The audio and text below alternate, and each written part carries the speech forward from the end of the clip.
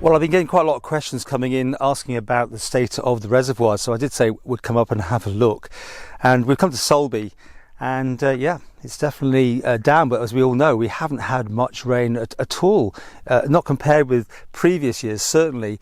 One of those things, isn't it, that come TT, normally we maybe not have the best weather, and this year we're just having incredible time, and most people can't really think of the last time we've had a major downpouring.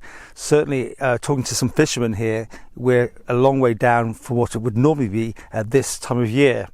And looking at the weather charts, there's going to be a little bit of rain this week, but that doesn't seem to be too much on the way, so we continue with the dry spell. And of course, going back to October, remember the time when we had all the flooding, and particularly Laxey that was so badly hit by that flash flooding. It seems quite remarkable at the time, of course, that the amount of rainfall that we couldn't actually cope with it, and all the reservoirs were totally at full point, and the whole of the soil of the Isle of Man was completely and utterly saturated. So what's it down to? And I'm not going to put anything on here about global warming, but clearly we're having one of those years. We're going from one extreme to the other.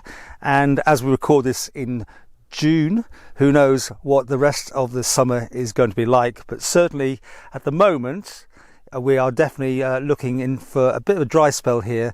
And the situation you can see in all these pictures says it all, that the reservoirs are certainly being hit in the sense of they're not being topped up as usual. But at the moment, we don't hear anything from the ministers to say there's going to be any water shortages.